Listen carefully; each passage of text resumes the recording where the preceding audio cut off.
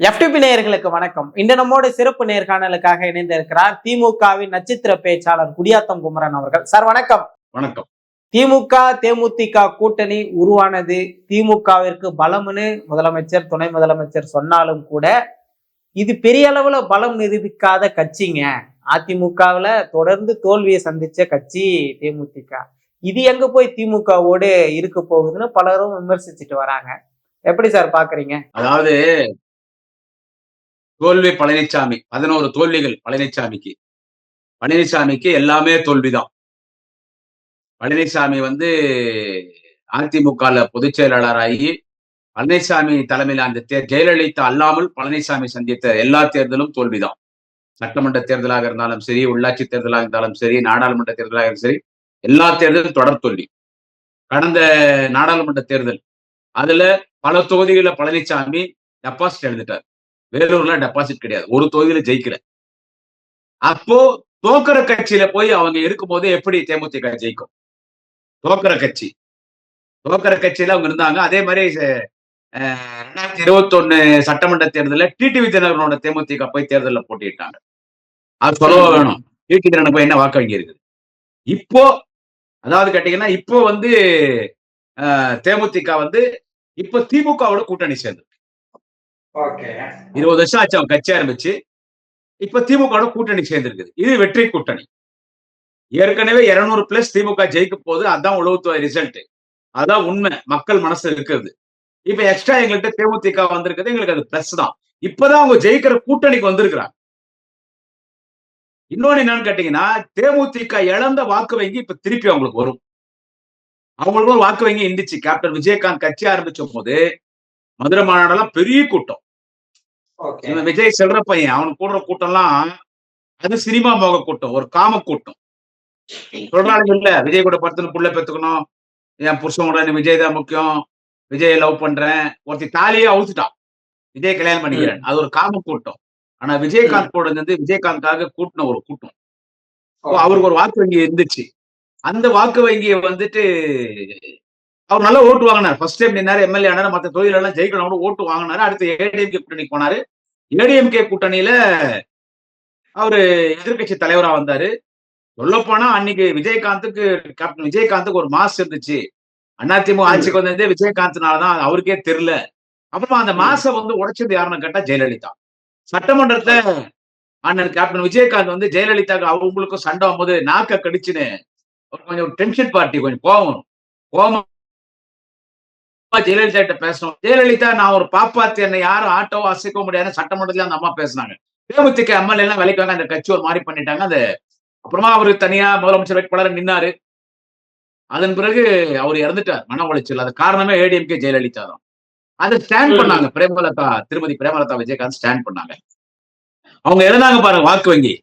தேமுதிக ஓட்டு போடுறவங்க எல்லாம் போடாம விட்டாங்க. ஏன்னு கேட்டா, இது இருக்கிற கூட்டணி ஜெயிக்காது, சரி ஜெயிக்கிற மாதிரி இருந்தா பரவாயில்ல, ஜெயிக்கிற கூட்டணி போடலாமே அப்படின்னு மாற்றி ஓட்டு போட ஆரம்பிச்சாங்க. ஆனா இப்ப என்ன நிலைமைன்னு கேட்டா, திமுக 1% ஓட்டு கூட இல்லன்ற மாதிரி பேசுறாங்க. இல்ல, இப்போ திமுக கூட்டணியோடு தேமுதிக சேர்ந்த காரணத்தால் தேமுதிக இழந்த வாக்கு வங்கிகளை திரும்பி தேமுதிக பெறும். தேமுதிக ஓட்டு போட்டுனாங்க, அவங்க இப்ப திமுக கூட்டணி ஓட்டு போடுவாங்க. ஏன்னா இப்ப தேமுதிக ஜெயிக்கிற கட்சியோடு இருக்குது. இன்னைக்கு இந்தியாவிலே சிறந்த முதன்மை முதல்வர் அன்பு தலைவர் தளபதி ஸ்டாலின் அவர்கள். வர இருக்கிற 2026 தேர்தல் அவருதான் முதலமைச்சர். அது முடிவாயிடுச்சு. அதனால இப்போ அவங்களுக்கு ஓட்டு வரும். தேமுதிகவை பெரிய அளவுல எதிர்பார்த்தாரு எடப்பாடி பழனிசாமி, அமித்ஷா, பிஜேபி எல்லாம் எல்லாரும் பேசினாங்க. பெரிய அளவுல எதிர்பார்த்தாங்க தேமுதிக நம்ம பக்கம் வந்துரும். ஏன்னா தேமுதிகவை பழிவாங்க அதிமுக. அன்னைக்கு ஜெயலலிதா தேமுதிகவை க்ளோஸ் பண்ணாங்க. அதன் பிறகு எடப்பாடி பழனிசாமி எம்பி சீட்டு கொடுத்து உனக்கு ராஜ்யசபா தரேன்னாங்க. ஆனா ராஜ்யசபா கொடுக்கல. இன்பதுரை அப்புறமா இன்னொருத்தர் கொடுத்துட்டாங்க. கேட்டதுக்கு அடுத்த முறை கொடுக்குறோன்னு ஏமாத்தினார். ஏன்னா ஏமாத்துறதுக்கு பேர் போனவர் யாருன்னு கேட்டா எடப்பாடி பழனிசாமி. இப்படிதான் வன்னிய சமுதாய மக்களுக்கு 10.5 தரேன்னு தேர்தல் அறிவிக்கிறதுக்கு ஒரு 4 மணி நேரத்துக்கு முன்னால 10.5 கொடுத்துட்டேன் வன்னியர்களும் சொல்லி வன்னியர்களை ஏமாத்தி ஓட்டு வாங்கினார். அதுக்கு எடப்பாடி பழனிசாமிக்கு துணை போனது யாருன்னு கேட்டா அந்த ஃப்ராடு பையன் பாருங்க, 420 840 அந்த பாடு சொத்தம் இருப்பான், அன்புமணின்னு ஒரு பொறம்போக்கு பையன். அவனும் எடப்பாடி சேர்ந்து வன்னியர்களை ஏமாத்துறாங்க. ஏன்னா ஏமாத்துறதுல எடப்பாடி டபுள் PhD. தேமுதிகவை ஏமாத்தினாங்க. சோ தேமுதிக வந்து இந்த தேர்தல அவன் நல்ல ஒரு முடிவு எடுத்தாங்க. ஒரு நல்ல முடிவெடுத்து இன்னைக்கு தேமுதிக வந்து திமுகவோட கூட்டணி சேர்ந்திருக்குது. இது ஒரு வெற்றி கூட்டணி. அந்த அம்மா பிரேமலதா விஜயகாந்த், திருமதி பிரேமலதா விஜயகாந்தே சொன்னாங்க 10 வருஷத்துக்கு முன்னாலே இந்த கூட்டணி சேர வேண்டியது. அன்னைக்கே டாக்டர் கலைஞர் சொன்னார், முத்தமிழறிஞர் டாக்டர் கலைஞர் சொன்னார், பல நழுவி பால்ல உழப்போகுது. பட் அன்னைக்கு ஏதோ அரசியல் சூழ்ச்சி நடக்கல. ஆனா இன்னைக்கு திருமதி பிரேமலதா விஜயகாந்த் சொன்னாங்க, பழம் நழுவி தேன் கலந்த பாலிலே விழுந்திருக்கிறது, 200 பிளஸ் நாங்க ஜெயிப்போம்னு சொல்லியிருக்காங்க. சோ இந்த முறை தேமுதிக கூட்டணி ஏற்கனவே திமுக பிளஸ், இந்த முறை தேமுதிக திமுகவோட சேர்ந்திருக்கிறது இன்னும் பிளஸ். அவங்களுக்கும் பிளஸ், எங்களுக்கும் பிளஸ். ஒரு நல்ல வெற்றி வரும். கூட்டணி அமைந்தது ஆரோக்கியமா இருந்தாலும் கூட தேமுதிகவினரே பலர் விமர்சிக்கிறாங்க. கேப்டனுடைய ஆன்மா உங்களை மன்னிக்காது அப்படின்ற மாதிரி எல்லாம் தேமுதிக பொதுச் செயலாளர் பார்த்து சொல்வதை நம்மளால புரிஞ்சிக்க முடியுது. அப்படி என்ன திமுக? இருங்க, எந்த தேமுதிகனுடைய மாவட்ட செயலாளர், எந்த தேமுதிகனுடைய மாவட்ட செயலாளர், எந்த நகர ஒன்றிய செயலாளர் திமுகவோட கூட்டணி சேர்ந்தது சரியில்லைன்னு பத்திரிகையில ஓப்பனா பேட்டி கொடுத்திருக்காங்க? இல்ல சோசியல் மீடியால ஓப்பனா யாரு பேசுறாங்க, யார் பேர்னா ஒருத்தர் பேர் சொல்லு. பொது வேலையில சோசியல் மீடியால வருது இல்ல சார்? அதான் யாரு? நீங்க தேமுதிக நிர்வாகிகளை யார் சொல்லிக்கிறாங்க? அது சொல்றதெல்லாம் யாருன்னு கேட்டா அந்த பொறுக்கி பையன், பம்பள பொறுக்கி குடிகாரன், விஜய் கட்சிக்காரனுங்க அவனுங்க பண்றானுங்க, பிஜேபி காரனுங்க பண்றானுங்க. அவங்க பண்றதுதான். அத வந்து என்னன்னு கேட்டா ஏடிஎம்கே கார சொல்றாங்க, செம்மலை இன்னும் இருக்கிற ஏடிஎம்கே காரெல்லாம் உங்களை விஜயகாந்தனுடைய ஆன்மா மன்னிக்குமான். இப்போ ஏடிஎம்கே கார் திருமதி பிரேமலதா விஜயகாந்த பார்த்து, நீங்க திமுகவோட கூட்டணி போயிட்டீங்களே, விஜயகாந்தனுடைய ஆன்மா உங்களை மன்னிக்குமான்னு கேக்குறாங்களே. நான் அவங்கள கேட்கிறேன், எப்பயா விஜயகாந்த் திமுக விமர்சனம் பண்ணிக்கிறார், திமுக நான் இல்லைன்னு சொல்ல, தலைவர் கலைஞர் விமர்சனம் பண்ணிக்கிறாரு, ரொம்ப டீசெண்டா விமர்சனம் பண்ணுவார். ஏன்னா திமுக ஆளுங்கட்சியா இருக்கும் போது அவர் கட்சி ஆரம்பிக்கிறார். திமுக ஆளுங்கட்சியா இருக்கும் போது கேப்டன் விஜயகாந்த் கட்சி ஆரம்பிக்கிறார். அவர் ஒரு வேலை பண்ணார் தெரியுமா? கட்சி ஆரம்பிக்கிறதுக்கு அந்த கட்சி ஆரம்பிக்கிற அழைப்புதல் போடுவாங்க இல்ல, இதை போய் நான் கலைஞர்கிட்ட கொடுத்துட்டு வரான்னு. இதை யார் சொல்றதுன்னு கேட்டா கேப்டன் விஜயகாந்த் அவருடைய நெருங்கிய நண்பர் நடிகர் அண்ணன் தியாகு அவர்கள். அவரும் எனக்கு நெருங்கிய நண்பர் தான். எங்க வீட்டுல எல்லா கல்யாணத்துக்கும் வந்திருக்காரு. இப்போ அவரு ஏடிஎம்கேல இருக்காரு. தியாகு வந்து அப்போ நடிகர் தியாகு விஜயகாந்த் கிட்ட சொன்னாங்க. இது அண்ணன் தியாகு அவர்கள் என்னிடத்தில் சொன்னது. தியாகு அவர்கள் என்னிடத்தில் சொன்னது சோசியல் மீடியால பேசியிருக்காரு நடிகர் தியாகு. அப்ப திமுகவை எதிர்த்து தேமுதிக தொடங்கப்படவில்லையா சார்? அப்போ விஜயகாந்த் கிட்ட சொன்னாராம் தியாகு, கலைஞர் முதலமைச்சரா திமுக இருக்காரு, அவர் எதிர்த்து கட்சி ஆரம்பிக்கிற, அவருக்கே போய் இன்விடேஷன் கொடுக்குறிய அந்த போது. அப்ப விஜயகாந்த் சொன்னே, வயதுல ஒரு பெரிய தலைவர்ப்பா, எனக்கு அவர்தான் கல்யாணம் பண்ணி வச்சார். சோ என்னைக்குமே திமுகவோடு தேமுதிக ஜென்மத்துக்கும் கூட்டணி சேராதுன்னு விஜயகாந்த் சொல்லியிருக்காரா? விஜயகாந்த் சொல்லியிருக்காரா சொல்லுங்க. என்னைக்குமே தேமுதிக திமுக கூட்டணி சேராது விமர்சிச்சா டாக்டர் கலைஞர் தான் சொல்லிக்கிறார். அதே மாதிரி திருமதி பிரேமலதா விஜயகாந்த் அவர்களும் கடுமையாக திமுக விமர்சனம் செய்திருக்கிறார். அவருக்கு நானும் 2 நாட்களுக்கு முன்பு அவரையும் கடுமையாக பேசியிருக்கிறேன். அவர் திமுக கூட்டணி வந்த பிறகு நம்ம தான் அவங்களை தாங்கி பிடிக்கணும். நம்ம குழந்தை மாதிரி நம்ம தான் தாங்கி பிடிக்கணும். எனவே எந்த இடத்துலயும் வந்துட்டு திமுக கூட்டணி போலன்னு சொன்னது இல்லை. எதிர்கட்சியா இருக்கும்போது விமர்சனம் வர்றது சகஜம். ஆனால் விஜயகாந்த் ஆன்மா மன்னிக்காதுன்னு ஏடிஎம்கே காரர் சொல்றாங்க இல்ல, உங்களை ஜெயலலிதா ஆன்மா மன்னிக்குமா? இதுக்கு பதில் சொல்லுங்க. நான் ஏடிஎம்கேல சொல்றேன், உங்களை மன்னிக்குமா? இதே மறைந்த அம்மையார் செல்வி ஜெயலலிதா லட்சக்கணக்கான மக்கள் மத்தியிலே ஒரு பொதுக்கூட்டத்தில் பேசும்போது அம்மையார் செல்வி ஜெயலலிதா என்ன பேசினார்? தமிழம்பாடி, நெட்பாடி, அடிமை எடப்பாடி பழனிசாமியை கேட்கிறேன், நான் இந்த தொலைக்காட்சியின் மூலமாக கேட்கிறேன். அம்மையார் செல்வி ஜெயலலிதா என்ன சொன்னார் என்று கேட்டால், அம்மையார் செல்வி ஜெயலலிதா அவர்கள், நான் பகிரங்கமாக மன்னிப்பு கேட்கிறேன், பகிரங்கமாக நான் தமிழக மக்களிடத்திலே மன்னிப்பு கேட்கிறேன், நான் ஒரு தவறு செய்து விட்டேன். எப்பவுமே ஜெயலலிதா நான் தவறு பண்ணிட்டேன் மன்னிச்சிருங்கன்னு அந்த அம்மா அகராதியிலே கிடையாது. நான் ஒரு பாப்பாத்தி, என்னை யாரும் ஆட்டவோ அசைக்க முடியாதுன்னு பேசுறவங்க தான் ஜெயலலிதா. மன்னிப்பு கேட்கிறேன், நான் அந்த பிஜேபி கட்சியோட போய் கூட்டணி சேர்ந்தேன். அந்த பரதேசி கட்சி பிஜேபி, அந்த பரதேசி பிச்சைக்கார கட்சி, அந்த மதவாத கட்சி பிஜேபியோட கூட்டணி சேர்ந்தேன். உங்கள்கிட்ட மன்னிப்பு கேட்கிறேன். இனி வாழ்நாள்ல பிஜேபியோட நான் கூட்டணி சேர மாட்டேன். என் அதிமுக கட்சி கூட பிஜேபியோட கூட்டணி சேராது. எனக்கு அடுத்து இந்த கட்சி யாருன்னா தலைமை தாங்கும் போது அவங்களும் பிஜேபியோட போக மாட்டாங்கன்னு சொன்னது யாரு? அம்மையார் செல்வி ஜெயலலிதா. ஆனா இன்னைக்கு எடப்பாடி பழனிசாமி யாருகிட்ட இருக்காரு? பிஜேபி காலில் உளுந்து கிடக்குறாரு. காலில் விடுறதுல டபுள் PhD எடப்பாடி பழனிசாமி. சசிகலா காலை நக்கி டயருக்குள்ள போய் முதலமைச்சரான மாதிரி அமித்ஷா எடப்பாடி பழனிசாமி கூப்பிட்டு விட்டு ரிவிட்டு கொடநாடு கொலை கொள்ள வழக்கு ஊழல் வக்காளி தூக்கி உன்னை திகார் ஜெயில போட்டுருன உடனே சாஸ்திரமா சரணடைஞ்சிட்டு நீங்க பிஜேபி காலில் விழுந்து கிடக்குறிய, உங்களை ஜெயலலிதா மன்னிக்குமா? ஜெயலலிதா ஆன்மா திருமதி பிரேமலதா விஜயகாந்த் அவர்களை மன்னிக்காதன்றைய உங்களை மன்னிக்குமா? இப்போதான் விஜயகாந்த் ஆன்மா சந்தோஷமா இருக்கும். ஏன்னா கேப்டன் விஜயகாந்த் அவர்கள் தலைவர் கலைஞர் மறைந்த பொழுது அமெரிக்கால ட்ரீட்மெண்ட் இருந்தாங்க. செல்போன்ல அவ்வளவு அழுதார். அப்போ அவருக்கு உடல்நிலை சரியில்லை. அந்த மெடிசன்ஸ் அதிகம் உடம்புல போகும்போது ஒரு கோமா ஸ்டேஜ்ல இருப்பாங்க. அதாவது அவ்வளவு ஒரு தெளிவா இருக்க முடியாது. மெடிசன்ஸ் ரொம்ப இப்ப நம்மளே உடம்பு சரியில்லாம ஹாஸ்பிட்டலுக்கு போறோம். குளுக்கோஸ் ஏத்துறாங்க, மெடிசன்ஸ் ஏத்தினே இருக்கும், நமக்கு ஒரு மயக்கம் வரும்.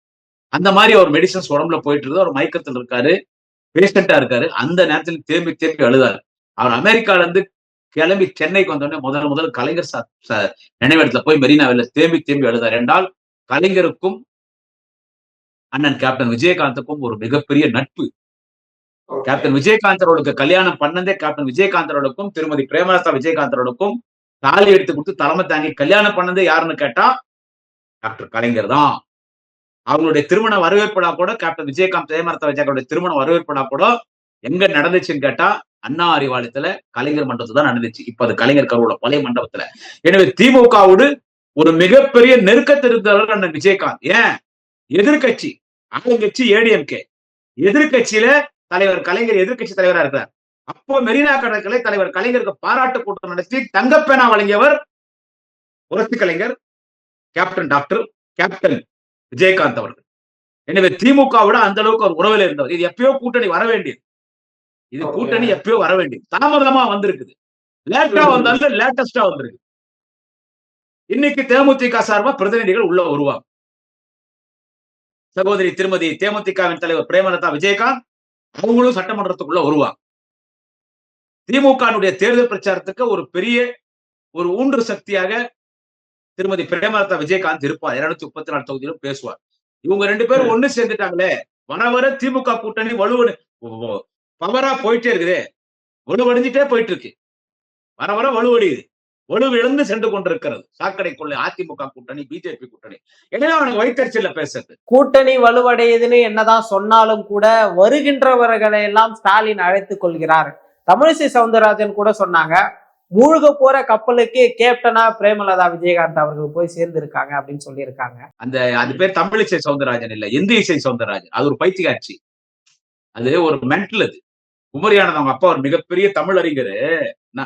அவங்க அப்பா ஒரு மிகப்பெரிய தமிழறிஞர். திமுக நிறைய பற்றுண்டு. அது இந்திய சவுந்தரராஜன் குப்பகாட்சி. அது ஒரு உலக அழகி, உள்ளூர் கேள்வி, கருந்தரங்க. அது ஒரு பைத்தியக்காட்சி. அது எப்படி கவர்னர் ஆகானான்னு தெரியல. அங்க எத்தனை தெலுங்கானாலையும் பாண்டிச்சேரி 2 மாநிலத்துக்கு. இப்ப நீ சொல்றிய இது முழுகிற கப்பல்னு, நீ அந்த கப்பல்ல பயணியும். அப்ப உங்க கூட்டணி ஏடிஎம்கே, பிஜேபி, அந்த புறம்போக்கு எச்சு போய் அன்புமணி, இப்ப யாரு அந்த டிடிவி தினகரன், உலகத்திலே பெரிய கட்சி பாரிவேந்தர், தமிழ் மாநில காங்கிரஸ், இந்த உங்க கூட்டணி, உங்களுக்கு டைட்டானிக் கப்பல். அது எப்பயோ முழுகி உள்ள போயிடுச்சு. திமுக முழுகிற கப்பலாம் அந்த இந்திய சவுந்தரராஜன் சொல்றது. திமுக முழுகிற கப்பலாம் அதுல கேப்டனா போய் இவங்க எல்லாம் சேர்ந்துக்கிறாங்கன்னா, அன்னைக்கே அன்னை இந்திரா காந்தி கிட்ட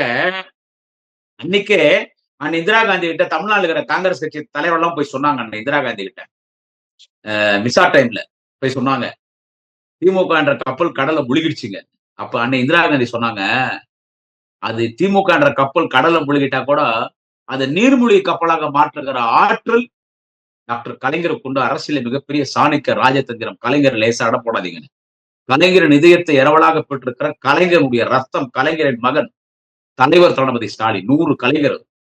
அதனால இந்திய அது எம்எல்ஏ ஜெயிச்சுக்குது. அந்த பொம்பளை டெபாசிட் கிடையாது, எம்பி நின்னா டெபாசிட் கிடையாது.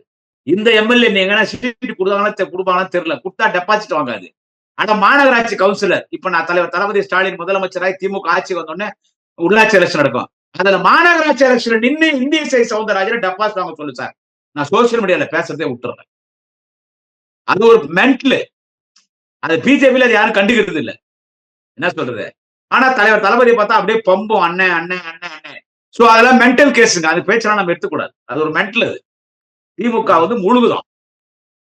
இன்னைக்கு திமுக கூட்டணி எடப்பாடி பழனிசாமி டவுசர் லூஸ் ஆகி போய் அம்மனமா ஓட போறான். அந்த கோமனம் இல்லாம கூட அம்மனமா ஓட போறான். அந்த திமுக கூட்டணி வெற்றியை பார்த்துட்டு இதுல இந்திய பேசுறதுனா நம்ம ஒரு காமெடியா எடுத்துக்கலாம். அவ்வளவுதான். அது ஒரு பெருசா போட்படுத்த தேவையில்லை. அதிமுக கூட்டணியில பாமக இருப்பதே ஓரளவுக்கு வட மாவட்டத்துல பலமா இருக்கும். அங்க தேமுதிகவிற்கான தேவை இல்லை என்பதை எடப்பாடி பழனிசாமி அவர்கள் ரொம்ப தெளிவா புரிஞ்சுக்கிட்டு தான் திமுக பக்கம் போறத அவர் விரும்பினாரு அப்படின்னு சொல்லப்படுது.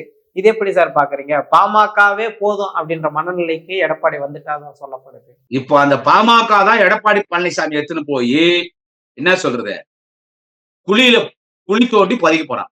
ஏன்னா அவன் அன்புமணிக்கிறானே, அவன் ஒரு புறம்போக்கு பையன், பெத்த அப்பனையும் அடிச்சவன். அன்புமணி பொண்டாட்டி சௌமியா அன்புமணி டாக்டர் ஐயா ராமதாஸ தவட மேலே அடிச்சிச்சு. வீட்டுல இந்த பணம் நகைலாம் திருடிட்டு போயிட்டாங்க. பெத்த அப்பனே அசிங்கப்படுத்தினவன் யாருன்னு கேட்டா அன்புமணி. உலகமாக திறனாவன். வன்னியர் மக்கள் பேரை சொல்லி ஏமாத்துறவன்.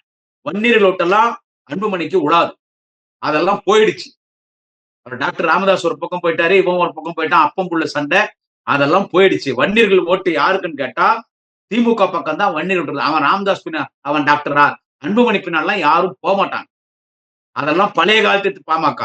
இவன் பின்னால யாரும் போக மாட்டாங்க. இவன் வன்னியர்கள் விரோத திமுக அவ்வளவுதான், இனி அவ்வளவுதான், முடிஞ்சிச்சுன்றான். அந்த பொறுக்கி போய் அன்புமணி சொல்றான், ஒத்தாட்டே நீ ஜெயிப்பியா எம்எல்ஏ, உன் பொண்டாட்டி ஜெயிக்குமா? நீங்க ஒண்ணு கூட ஜெயிக்க மாட்டேன். எங்க கண்ணே உங்க மேல தாண்டா இருக்கும். டேய் அன்புமணி, நீ எங்க நிக்கிறியோ எங்க கண்ணே உங்க மேல. வன்னியர் ஓட்டு போட மாட்டாங்க சார். நான் கேக்குறேன், வன்னியர் மக்களை கேக்குறேன், நானும் வன்னியர் தான். அவன் அந்த பொறுக்கி பையன், அந்த பாஸ்டர்ட் பிம்ப், அந்த அன்புமணி திமுக வன்னியருக்கு எதிரி, வன்னியர் திமுக முடிஞ்சு போச்சுன்னு பேசுறானே இவன் அன்புமணி. அவனை கேக்குறேன், நீ வன்னியருக்கு என்னடா நல்லது பண்ணிருக்கிற இந்த சேனல் மூலியமா? நான் கேக்குறேன், சொல்லுடா, எதனா ஒண்ணு சொல்லு. 22 பேர் செத்தாங்க 89ல இடஒதுக்கீட்டு போராட்டத்துல. ஏடிஎம் காட்சியில சுட்டு சாகடிச்சாங்க. அந்த 22 பேரை தியாகி பட்டியல சேர்த்து அவங்களுக்கு ஓய்வூதியம் இன்னைக்கு வரைக்கும் வழங்குது திமுக ஆட்சி. வன்னியர்களை எம்பிசி பட்டியல சேர்த்தது யாருன்னு கேட்டா முத்தமிழர் டாக்டர் கலைஞர். இன்னைக்கு அந்த 22 தியாகிகளுக்கு விழுப்புரம் பக்கத்துல மணிமண்டபம் கட்டினவரு தலைவர் தளபதி ஸ்டாலின். இன்னைக்கு அந்த கோவிந்தசாமி வன்னியர் சமுதாயத்தின் மிகப்பெரிய தலைவர், முன்னாள் அமைச்சர், அவருக்கு செலவு வச்சது தலைவர் தளபதி ஸ்டாலின். முத்தமிழர் டாக்டர் கலைஞர் தலைவர் தளபதி ஸ்டாலின் தான். வன்னியர் சமுதாய மக்கள் நல்லது பண்ண ஒரே கட்சி திமுக. ஏடிஎம்கேவோ காங்கிரஸோ பிஜேபியோ யாரும் கிடையாது. ஆனா வன்னியர்களுக்கு திமுக துரோகின்னு இவன் சொல்றான் அன்புமணி. நீ என்னடா பண்ண? நான் கேக்குறேன், நீ மந்திரியா இருந்த 5 வருஷம், சுகாதாரத்துறை அமைச்சர், திமுக எம்பி பதவி அன்புமணிக்கு பிச்சை போட்டோம். எங்க எம்பி பதவி அது எங்க திமுக தொண்டாயிரம் கொடுத்துருக்கலாம். அந்த மாதிரி தப்பெல்லாம் நிறைய அடிக்கடி நாங்க செய்வோம். மந்திரி பதவி சுகாதாரத்துறை தான் வேணும்னு உட்கார்ந்தாங்க. பலாயிரம் கோடி கொள்ளச்சா. இப்ப சிபிஐ கேஸ் இருக்குது அன்புமணி மேல. அதனால அவன் போய் பிஜேபி குல்பேஸ் சப்பினுக்கிறான் அன்புமணி. நீ வன்னியருக்கு என்னடா நல்லது பண்ண? வன்னியர்களின் துரோகி எங்க முதலமைச்சர் பேரை சொல்லி ஸ்டாலின் அவர்களுக்கு வன்னியர் பார்த்தா பிடிக்காது என்று புறம்போக்கு நான் கேட்கிறேன் அன்புமணிக்கு, நீ என்னடா பண்ண? நாங்க வன்னியரை என்பிசி பட்டியல சேர்த்தோம். 22 உயிர் தியாகம் செய்தவர்களை தியாகிகளை அறிவிச்சு அவங்களுக்கு நிதி உதவித்தொகை வழங்கிட்டு இருக்கோம். மணிமண்டபம் கட்டிக்கிறோம். நீ என்னடா பண்ண? அந்த 22 பேர் இறந்தாங்க பாருங்க துப்பாக்கி சொல்ல வன்னியர்கள். அவங்களுக்கெல்லாம் நிலம் இலவசமா நிலம் தரேன், வீடு கட்டி தரேன், 5 லட்சம் தரேன்னு சொல்லி அவங்க பேர் சொல்லி ஊர் பேரா துட்டு வசூல் பண்ணி சாப்பிட்ட திருட்டு பையன் தான் அன்புமணி. நீ சுகாதாரத்துறை அமைச்சரா இருக்கும் போது மத்த வன்னியர் விட்டுறா அன்புமணி. டேய் நீ, நான் என்ன சொல்றேன், நீ பாட்டாளி மக்கள் கட்சிங்கிற வன்னியர்களுக்கு எத்தனை பேருக்கு நீ வேலை வாங்கி கொடுத்துற சுகாதாரத்துறையில? நீங்க ரயில்வே இணையமைச்சரா இருந்தீங்க, ஏகே மூர்த்தி இருந்தா, அப்படியே அரங்கவேலு இருந்தாரு. ரயில்வே டிபார்ட்மெண்ட்ல எத்தனை பேருக்கு அன்புமணி நீ வேலை வாங்கி கொடுத்துருக்க? பெட்ரோலியம் டிபார்ட்மெண்ட்ல கூட நீங்க மினிஸ்டரா இருந்தீங்கடா. எத்தனை பேருக்கு நீங்க வேலை வாங்கி கொடுத்துருக்கீங்க? எல்லாம் நீங்க கொள்ளடிச்சீங்க.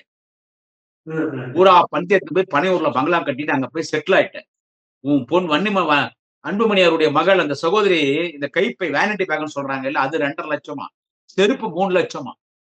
சொகுசு வாழ்க்கை வாழ்றான். வன்னியர் மக்களுடைய பணத்தை திருடி, வன்னியர் அறக்கட்டளை பணத்தை திருடி, இதோட அவன் அன்புமணி விட்டு சாப்பிடறான். டாக்டர் அன்புமணி அவன் திமுக குறை சொல்றதுக்கு அவனுக்கு என்ன யோகிதை இருக்குது? நான் ஒண்ணு சொல்லிட்டா அன்புமணிக்கு, டே நம்ம வன்னியர் சமுதாயத்துக்கு துரோகம் பண்ணவன் யாருன்னு கேட்டா எடப்பாடி பழனிசாமி.